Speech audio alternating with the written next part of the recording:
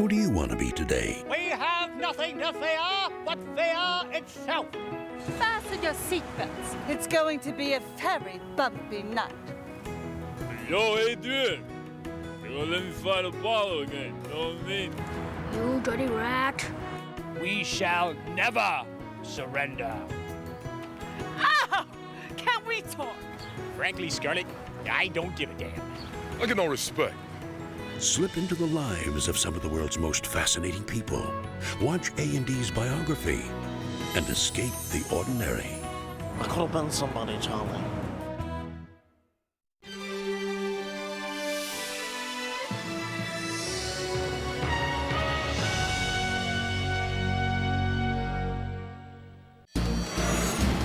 From A&D, this is Biography.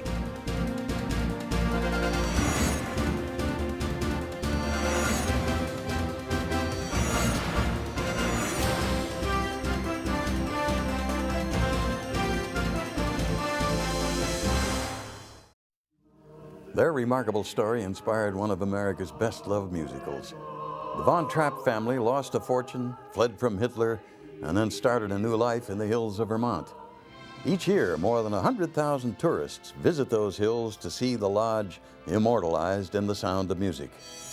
But while the movie version remains a classic, the Von Trapps were hardly the perfect family portrayed by Hollywood, and Maria Von Trapp was far different from the Julie Andrews version. Right now, The Sound of Music is back on Broadway. The Von Trapps are in their Vermont lodge, welcoming visitors eager to meet the real family behind the Rodgers and Hammerstein fantasy.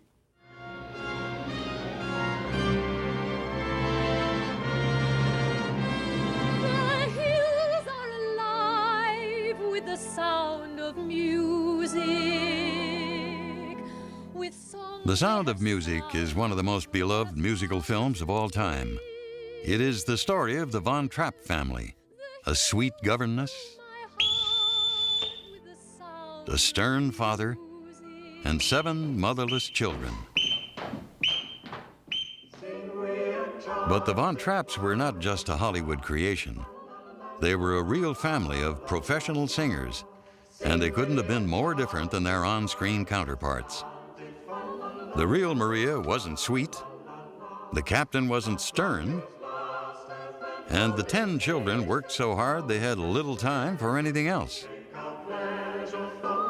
The real Von Trapps survived loss, hardship, and family upheaval, drama left untold in The Sound of Music.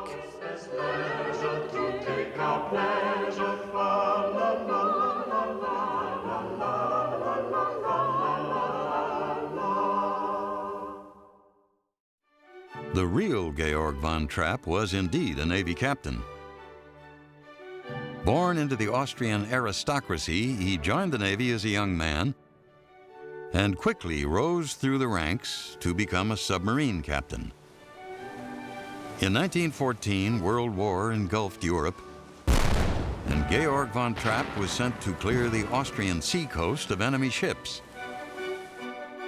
He was quite successful, and by the end of the war, Georg was awarded highest military honors and the title of Baron. He was a national hero. But a naval hero had no place in the new Austria. By November of 1918, Austria was defeated. The captain returned home to a country that had been forced to surrender its coastline and its navy. So there was no navy. And people like Georg von Trapp lost their livelihood. They lost their way of looking at things. It meant the loss of a culture. It meant the complete breakdown of what they had stood for, fought for, lived for. With the Navy gone, Georg lost all ambition. Only 38 years old, he would never work again. Fortunately, Georg didn't need to work. His wife Agatha came from an enormously wealthy family and had inherited a huge fortune. So Georg returned home to their seaside villa to live the quiet life of an aristocrat with his wife and their 7 children. But the quiet was not to last. Both his wife Agatha and middle daughter Maria, nicknamed Mitzi, were struck with scarlet fever. Mitzi recovered. Agatha did not. 31-year-old Agatha Whitehead von Trapp died September 3rd, 1922. She left behind 7 small children. The youngest was not yet 1.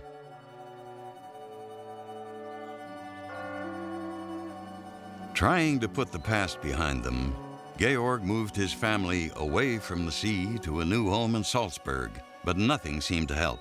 It was awful, of course, for us, you know. I think for a child, the pain is very deep. Of course, we missed her terribly. The family limped along for 4 years, until one day, a young woman arrived at their house and changed everything. Her name was Maria Augusta Kuchera, the new governess for the von Trapp children. She had been sent from the local convent, Nonnberg Abbey. But for Maria Kuchera, it was a reluctant assignment. All of 21 years old, Maria had dreamed of becoming a nun and living her life within the walls of Nonnberg. Nonnberg Abbey had given Maria the first loving home she'd ever had. She never really knew her own parents. Before she turned 3, her mother was dead of pneumonia, and her father had deserted her. Maria was left in the care of an elderly uncle who beat her constantly, whether she behaved or not. And young Maria never behaved. She played hooky, lied compulsively, and when she did go to school, she was always in trouble. As a teenager, Maria did attend church regularly, but only to hear the free music. She was not a practicing Catholic. But on one occasion, a priest convinced her to give her first confession, and it changed her life. Maria spent hours in the confessional, and when the priest finally pronounced all of her sins absolved, Maria experienced such relief, she decided to dedicate her life to God by becoming a nun. She headed straight to Nonnberg Abbey. She did everything not to 100%, but 110%. So having found a religious belief in her late teens, she immediately wanted to devote her life to God and wanted to enter the strictest convent available. Before Nonnberg would accept her as a nun in training, Maria had to prove herself worthy. She tried to live a life of silence and subjugation, but she could not seem to control herself. She ran everywhere, whistled, and made others laugh. It soon became clear that the irrepressible Maria was ill-suited for the life of a nun, and she would never get the chance. One morning, the Reverend Mother called for her. A wealthy widower was looking for a governess, and the Reverend Mother had chosen Maria. It was the will of God, Maria was told, for her to leave the abbey to work at the von Trapp home. Maria was crushed. She had come to love her life at Nonnberg, but there was nothing she could do. So, on a late summer day in 1926, Maria took a bus to the other side of Salzburg and entered a world of wealth and luxury unlike anything she had ever known. When she came into the house, we didn't know what to do with her.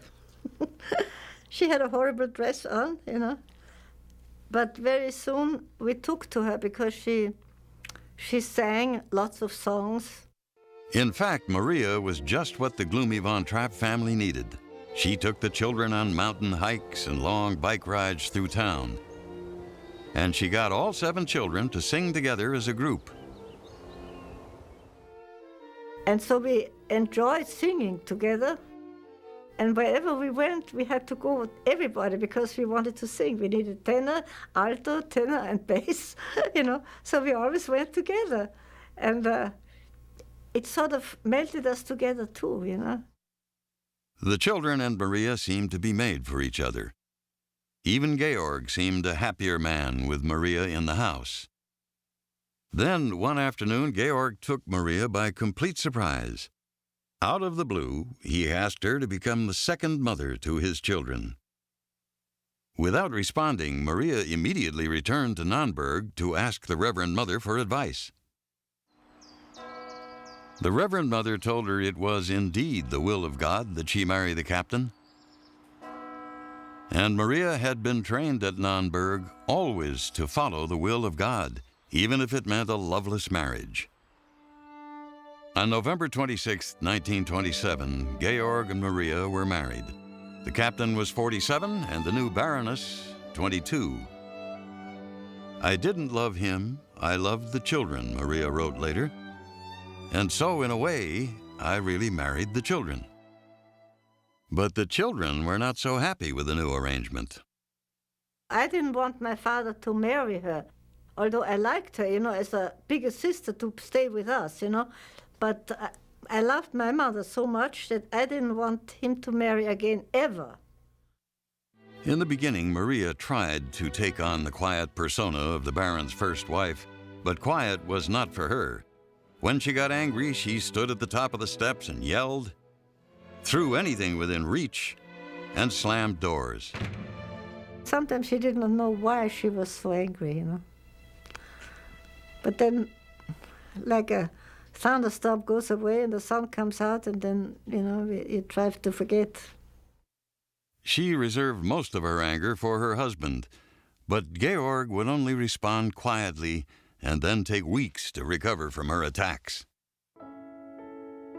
But for better or for worse, Maria was part of the family. And before long, Maria became a mother in her own right, adding 3 children to the family: Rosemary, Eleanor, and then a boy named Johannes. And as time went by, Maria admitted that she had grown to love her husband and to rely on his calming influence. The Von Trapps lived a comfortable routine, but in an instant, everything would change. In September 1932, the bank with all of the family savings had failed, and their wealth was gone forever. The Von Trapps once had more money than they could ever spend, and now they faced ruin.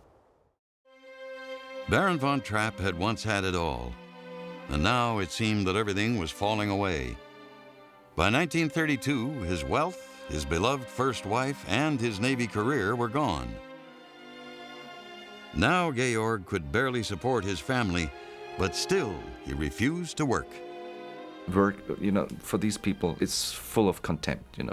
It's work is for the underlings. But something had to be done. So Georg tried to cut costs, dismissing most of the servants and closing 2 floors of the house to make it easier to maintain. Soon the entire family of 11 was crammed into a few rooms on the 3rd floor.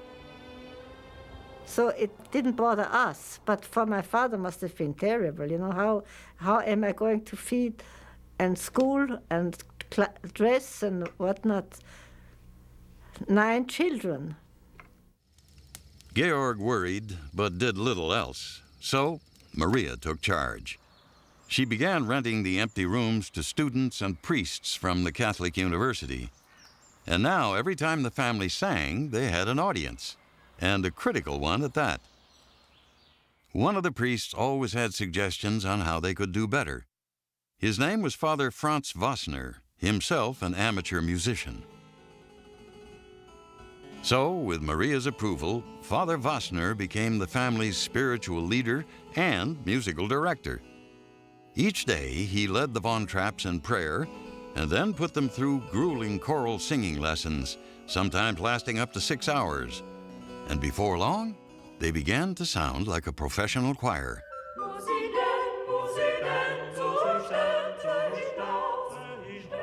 One afternoon, Lottie Lehman, a friend of the family and quite a famous opera singer, heard the Von Trapps in a practice session. And when she heard us sing, she said, "Children, you have gold in your throat."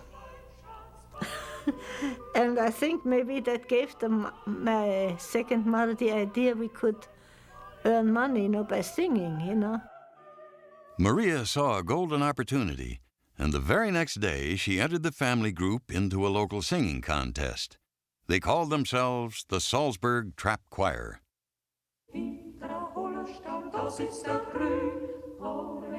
A family choir was quite a novelty and a hit with the judges. The Von Trapps won first prize and their career was launched. Within months, they received more offers to perform than they knew what to do with. But Georg was appalled by the idea of his family performing for money. Georg von Trapp being against his family performing is as much his faith in what an aristocrat's family must not do at all. You don't do it for money. Money stinks. You have it, right? But you don't earn it through work. Yeah, my father didn't really like the idea of performing for money, but I think he got used to the idea. Necessity changes one's point of view in many ways. The Von Trapps needed the money, so late in 1936, the Salzburg Trapp Choir set off on a European tour.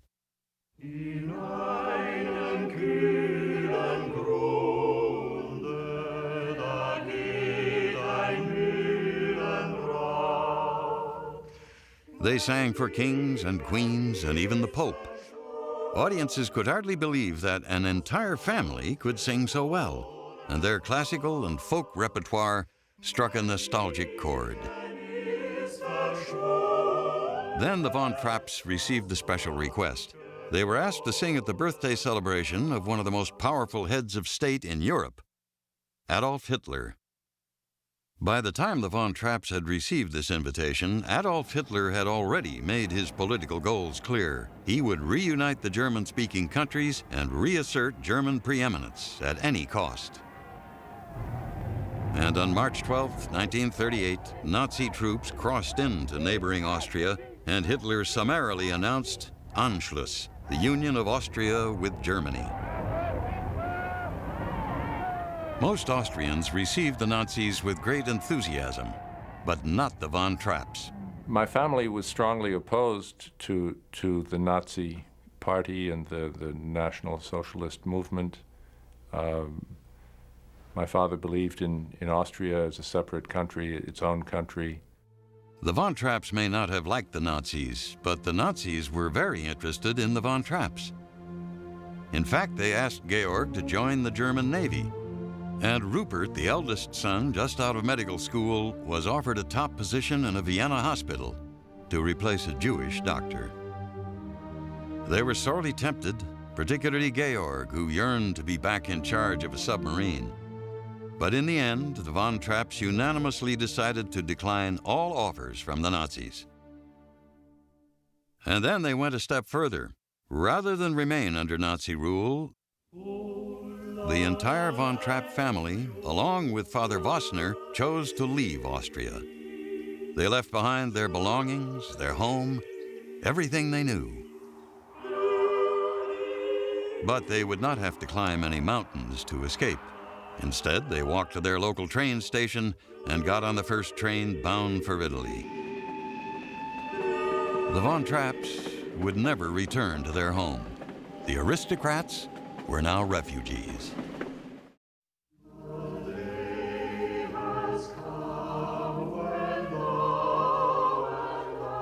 The Von Trapps had left behind all that remained of their wealth when they abandoned their home and country to escape Hitler.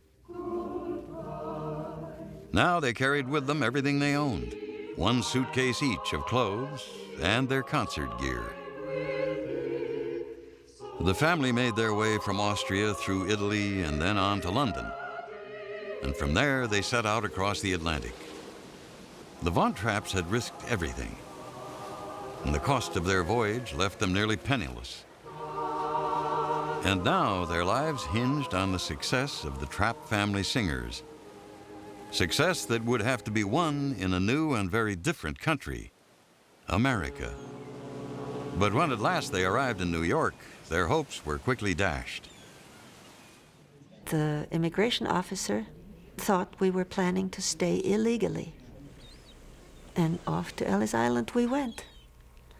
And that was quite an experience. To be in a place where the doors have no handles on your side, just bolts. They waited in detention at Ellis Island for 3 anxious days. Finally, a member of the National Catholic Welfare Conference heard of their plight and saw to it that the Von Trapps were set free. Upon arriving in New York City, Maria hastily arranged a number of concert dates, and the family set off.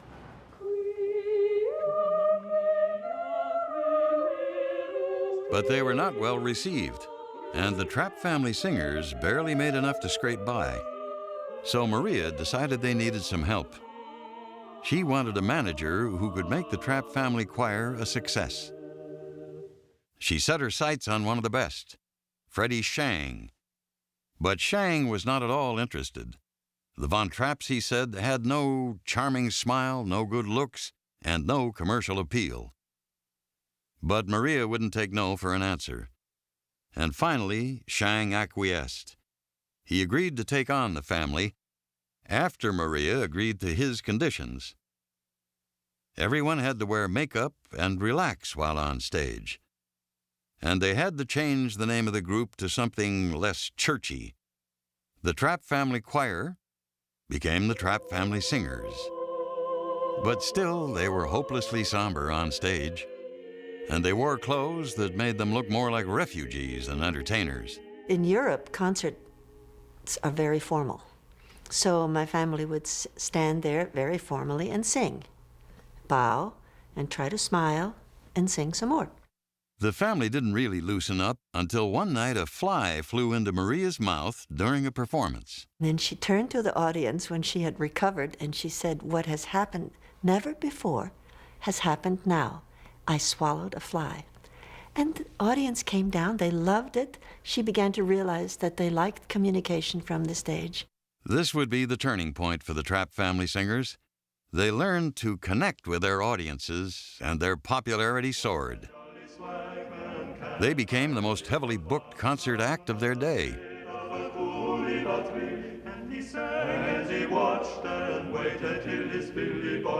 In every concert that I ever saw, there was a real peace that came on the audience. The peace and the joy would increase, particularly with the folk songs.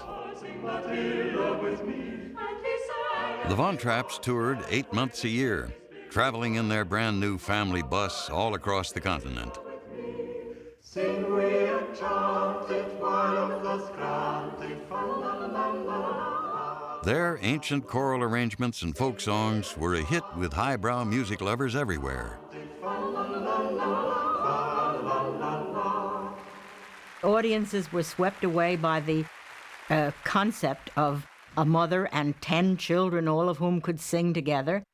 And they would drag on little Johannes, who was then about 5 or 6 years old, blonde with bangs, and he would make a very awkward, stiff bow. And then the Baron came out and took a bow for being the father of so many children.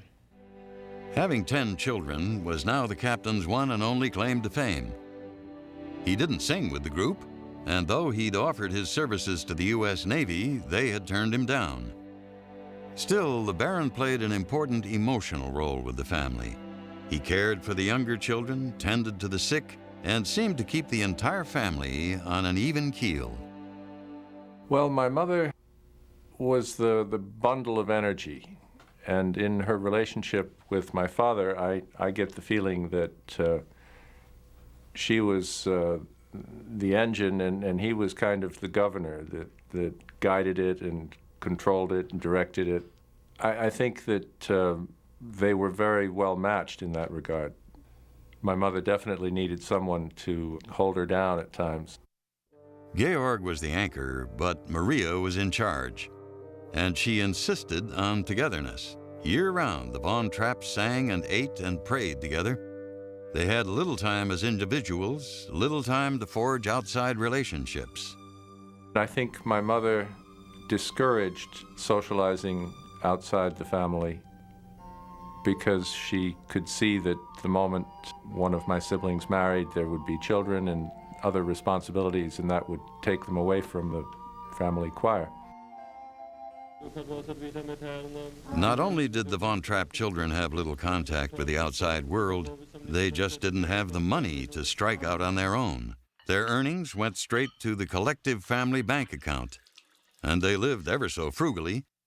The family that once relied on a bevy of servants now relied only on themselves. By 1942, they had saved enough money to purchase the first real home they'd had since leaving Austria 4 years earlier. They had fallen in love with a piece of land in the mountains above Stowe, Vermont, that reminded them of the view from their Salzburg mansion. But the new home wasn't just a place to relax between tours. Maria insisted they turn their new land into a working farm. Maria came up with the plans, and her children carried them out. They built their own house, milked the cows, produced maple syrup, planted, harvested, hayed. They even started their own summer music camp, and each week taught dozens of people from around the country the Von Trapp style of folk dancing and singing.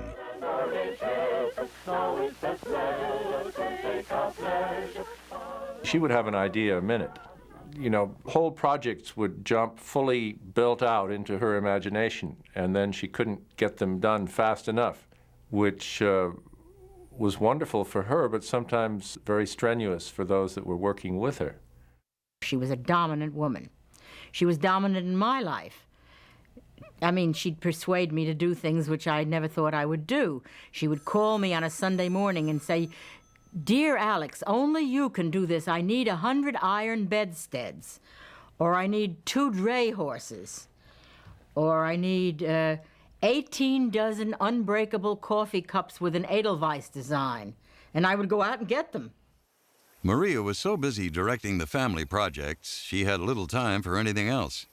But early in 1945, her publicist, Alex Williamson, suggested that she write a book about the Trapp family singers to help promote the group. Maria protested at first, but then began work in earnest, often writing late into the night. Maria had high expectations for the Trapp family singers when it was published in 1949, and it sold amazingly well. It did so well, in fact, that it caught the attention of a Hollywood producer. And he offered Madame Baroness a large sum of money. And she said, "I will not have anybody playing me but myself." So she turned it down.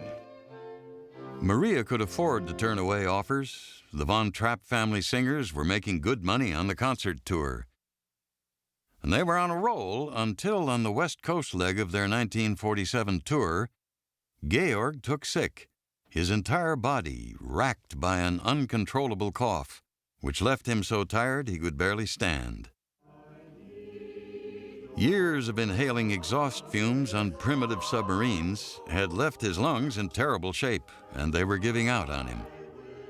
A chest X-ray revealed lung cancer. It was inoperable. We were all in the room with him. My father trying to breathe and having a hard time breathing, and then finally there was just a silence. Georg Ritter von Trapp died May 30th, 1947. He was 67 years old. His family buried him in a plot next to the house, the flag from his U-boat draped across his body. The captain, whose gentle, firm way had held the family together, was gone, and without him, the family would begin to come apart. Georg von Trapp was dead, and Maria found herself consumed with depression and guilt. Throughout the years, Maria's temper had gotten the better of her, and now she lamented the way she had treated her husband. Well, she had a volatile temper, and I think she regretted the times that she blew up. But she missed him. She didn't realize while he was alive what a quiet guidance he gave. Without that guidance, Maria could not keep up her tight hold on the family, and trouble began to brew. The children were now mostly in their 20s and 30s, and they wanted to strike out on their own, but Maria would have none of it. Maria put a lot of pressure on the children to stay in the group and kept them so busy with their chores, which they had to do as members of the group, that they had little time for lives of their own, and they resented that. Whether on their tour bus or working their mountain farm, Maria had kept the children isolated from the outside world. Rosemary, Maria's eldest child, suffered the most. Constant stage fright and a devastating sense of loneliness had taken its toll. I had a hard time communicating at that time with my family, and the pressure became very great in my head. And one night, I just ran out and thought maybe I'd find relief. It had only been 4 months since her father's death when 18-year-old Rosemary dashed out of the house and disappeared into the Vermont woods. Her family looked everywhere, but the moonless night revealed nothing. 3 days later, she was spotted wandering across a farmer's field, cold, hungry, and disoriented. Maria was at a loss. She could see only 2 options for Rosemary: a convent or a mental hospital. She opted for then experimental treatment, electroshock therapy. Maria thought she was doing what was best. Rosemary never returned to the singing group. She was the first to leave. The next to go was 29-year-old Johanna von Trapp, who in 1948 decided to do something her 3 older sisters had never even dreamed of. She announced that she was going to get married. Maria was furious. In her eyes, leaving the choir meant compromising the entire family's ability to earn a living, and Maria had no intention of allowing that to happen. She locked Johanna in her bedroom and would not let her out. It was not made easy for the first girl who got married because she was, at that time, the first soprano. But Johanna would not submit to her mother any longer. She waited until just before dawn, climbed out her second-story window, and eloped with her boyfriend. It was a shock. It was a shock, and so then we just regrouped, and I was sent to have voice lessons, and that was that. Still, Johanna's bold action paved the way for other Von Trapp children to leave the choir. And soon, Maria was forced to hire professional singers to keep the group going. But it was clear that the Trapp family singers could not continue much longer. So indomitable Maria came up with another way for the family to make money. During the 1950s, Americans fell in love with the sport Europeans had been doing for centuries: skiing. The Von Trapp's home was located right in the heart of Vermont ski country, and Maria saw the potential of turning the family home into a ski lodge. We sort of eased into it without really ever making a conscious decision to go into the hotel business. And then we saw what we were in the hotel business, and we might as well formalize it and call it the Trapp Family Lodge. But the Trapp Family Lodge wasn't turning a profit. And in January 1956, after nearly 20 years together, the Trapp family singers finally disbanded. The family debt began to mount. So when a German production company offered to buy the rights to Maria's book, this time she couldn't say no. Without consulting her lawyer, Maria agreed to sell the rights to her book for a flat fee of $9,000. She would have no share in any of the profits to come. My mother never was very good with business deals. She was too impatient, for one thing. She didn't have time for negotiating and didn't like having an agent. It was a very poor deal. Time would show just how bad a deal it really was. When the German film Die Trapp-Familie opened throughout Europe in 1956, it was an overnight box office sensation.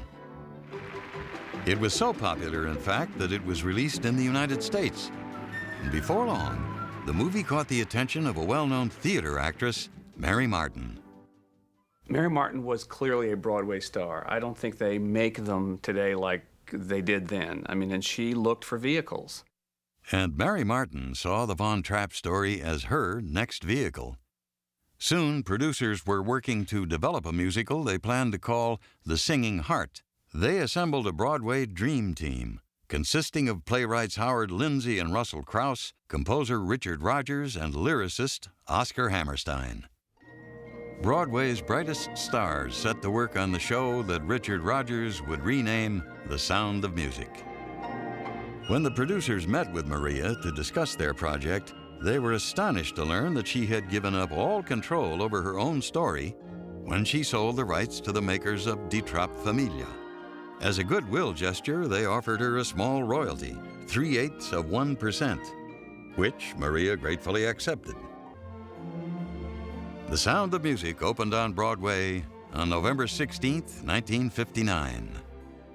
Maria wore a dress that Mary Martin had sent her, leaving behind her trademark Austrian costume for just one night.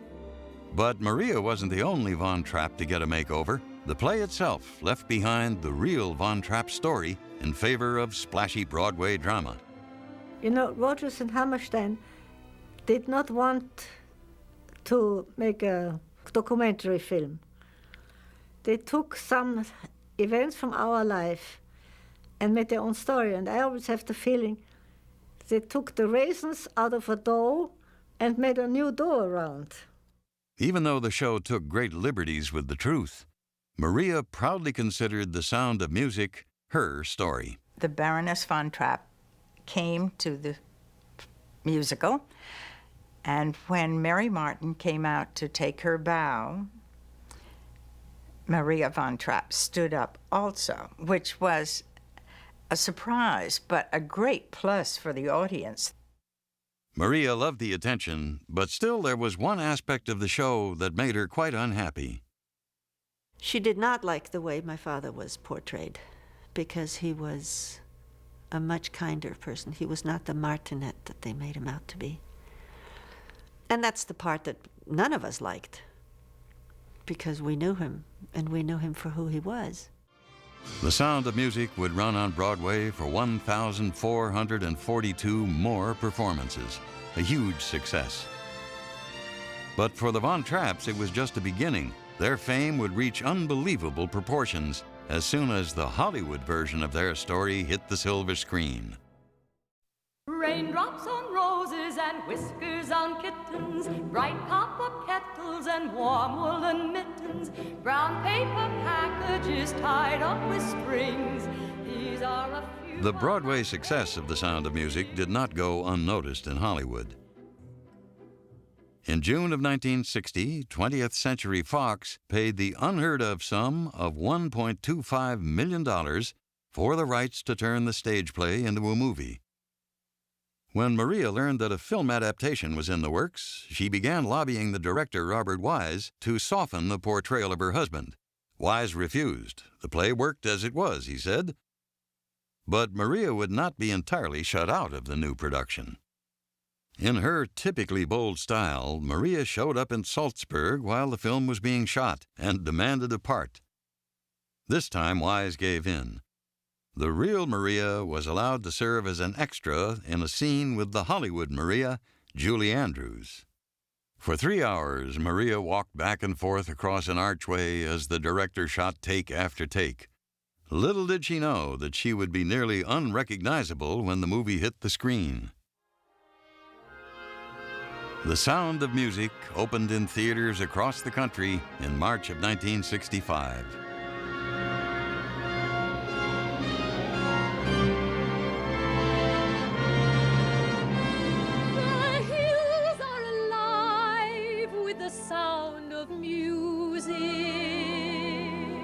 And it immediately became the most popular movie in America. Audiences everywhere were swept away by the sweet story of the Von Trapps.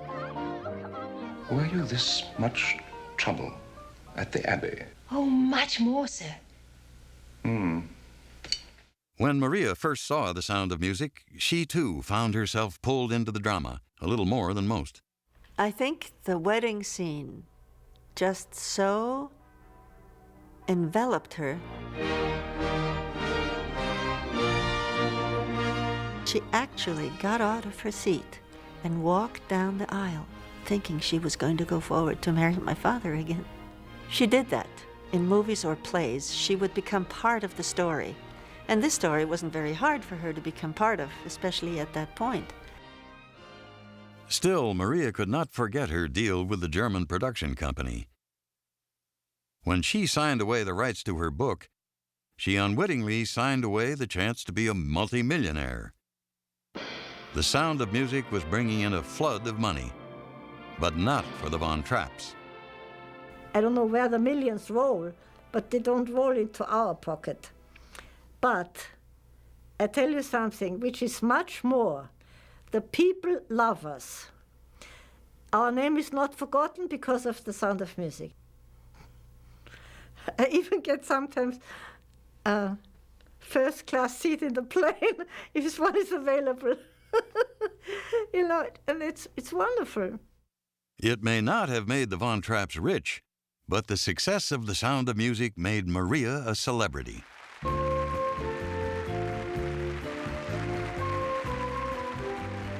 She went on variety shows, lecture tours, radio shows, and talk shows.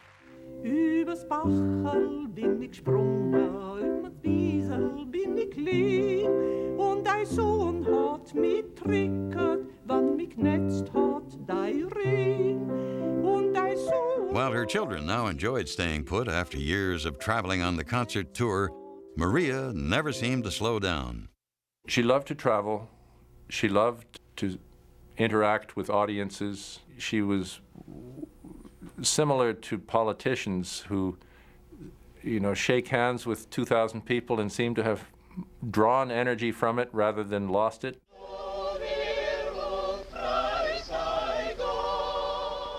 The more people she was with, the happier she was. But of course, in those last years, that wasn't the case anymore, and it was very difficult. Maria had suffered a number of small strokes. Her heart was weak and her memory failing. Then in March of 1987, she slipped into a coma. And with her daughter Eleanor at her bedside, she breathed her last breath. And I, as a child, had always thought she was going to have a very dramatic death because she was such a dramatic woman. But she had a very peaceful death. Maria Kuchera von Trapp died March 28, 1987, at the age of 82. She was buried in the family plot next to her husband, a stone's throw from the Trapp family lodge.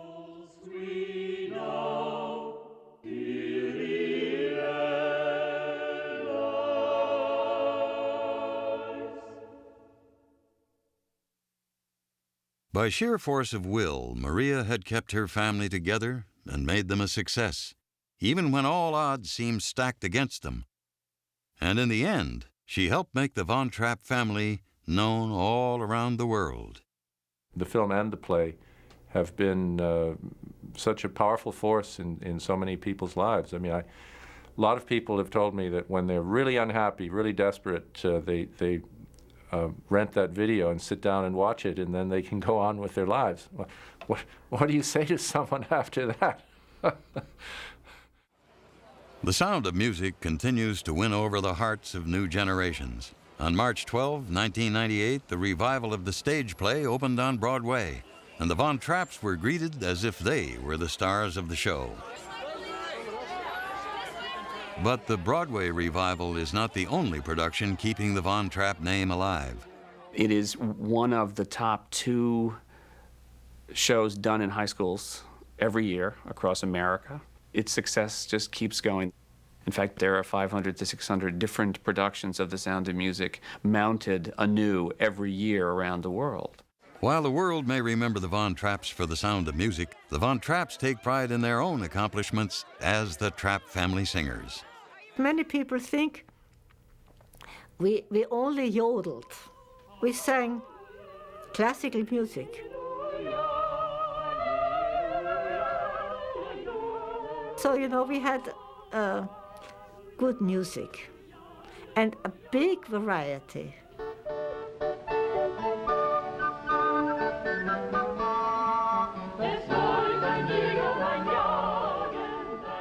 It it was an experience to be able to sing in that group. Really. I have been asked to join other groups. I can't. It's just, it was unique what we had.